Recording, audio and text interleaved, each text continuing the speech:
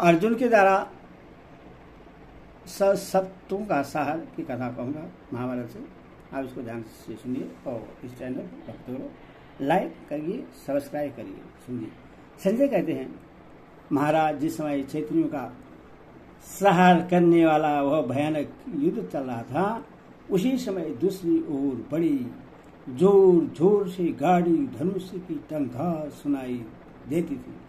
वहां अर्जुन सप्तकों का तथा नारायणी सेना का सहार कर रहे थे। महारथी सुशर्मा ने अर्जुन पर बाण की बौछार की तथा सप्तकों ने भी उन्हें अपनी तीरों का निशाना बनाया। तत्पश्चात सुशर्मा ने अर्जुन को 10 बाणों से बीतकर श्री कृष्ण की दाहिनी भुजा में वे 3 बाण मारे। फिर एक भल मारकर उसने अर्जुन की ध्वजा छेद डाली। ध्वजा पर आघात लगते ही उसके ऊपर बैठे हुए विशाल बानर ने बड़ी जोर से गर्जना करके सबको भयभीत कर दिया। उसका भयंकर नाद सुनकर आपकी सेना थर्रा उठी। डर के मारे कोई हिल डुल तक न सका। थोड़ी देर में जब उन्हें होश आया तो सब के सब अर्जुन पर बाण की बौछार करने लगे। फिर सबने मिलकर अर्जुन के विशाल रथ को घेर लिया। यदि भी उन पर तीखे बाणों की मार पड़ रही थी तो भी वे रथ को पकड़कर जोर जोर से चिल्लाने लगे। किन्हीं ने घोड़ों को पकड़ा, किन्हीं ने पहियों को, कुछ लोगों ने रथ की ईसा पकड़ने का उद्योग किया। इस प्रकार हजारों योद्धा रथ को जबरदस्ती पकड़कर शयनहार करने लगे। कुछ लोगों ने भगवान श्री कृष्ण की दोनों बाहें पकड़ ली। कई योद्धाओं ने रथ पर चढ़कर अर्जुन को भी पकड़ लिया। श्री कृष्ण ने अपनी बाहें झटक कर उन लोगों को जमीन पर गिरा दिया तथा अर्जुन ने भी अपने रथ पर चढ़े हुए कितने ही पैदलों को धक्के देकर नीचे गिराया। फिर आसमान खड़े हुए सशक्तक योद्धाओं को निकट से युद्ध करने में उपयोगी बाण मारकर ढक दिया। तदनंतर अर्जुन ने देवदत्त तथा श्री कृष्ण ने पांचजन्य नामक शंख बजाया। उनकी ध्वनि से पृथ्वी और आकाश गूंजने से लगे। शंखों की आवाज सुनकर सशक्तकों की सेना भय से सिहर उठी। फिर अर्जुन ने नाग शास्त्र का प्रयोग करके उन सबके पैर बांध दिए। पैर बंधाने से निश्चेष्ट होकर वे पत्थर के पुतले जैसे दिखाई देने लगे। उसी अवस्था में अर्जुन ने उनका संहार आरंभ किया।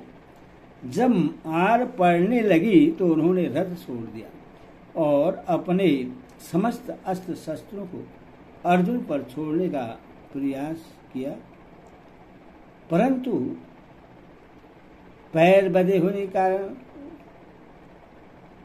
वे हिल भी न सके।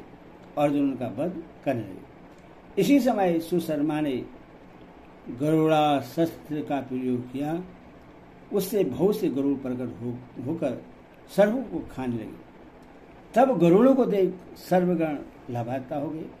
इस प्रकार नागपाश से छुटकारा पाए हुए योद्धा अर्जुन के रथ पर सहायकों तथा अन्य अस्त्र शस्त्रों की वर्षा करने लगे। तब अर्जुन ने बाणों की बौछार से उनकी अस्त्र वर्षा का निवारण कर दिया। निवारण करके योद्धाओं का संहार आरंभ किया। इतने में सुशर्मा ने अर्जुन की छाती में 3 बाण मारे। इससे अर्जुन को गहरी चोट लगी और वे व्यथित होकर रथ के पिछले भाग में बैठ गए। थोड़ी देर में उन्हें चेत हुआ। फिर तो उन्होंने तुरंत ही इंद्रास्त्र को प्रकट किया। उससे हजारों बाण निकल चारों दिशाओं में छा गए और आपकी सेना तथा घोड़े हाथियों का विनाश करने लगे। इस प्रकार सेना का सार होता देख सशक्तकों को तथा नारायणी सेना के ग्वालों को बड़ा भय हुआ उस समय वहां एक भी पुरुष ऐसा नहीं था जो अर्जुन का सामना कर सके। सब वीरों के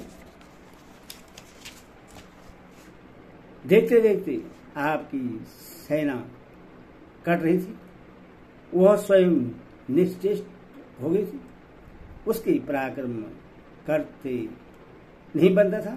यह सब मेरी आंखों देखी घटना है।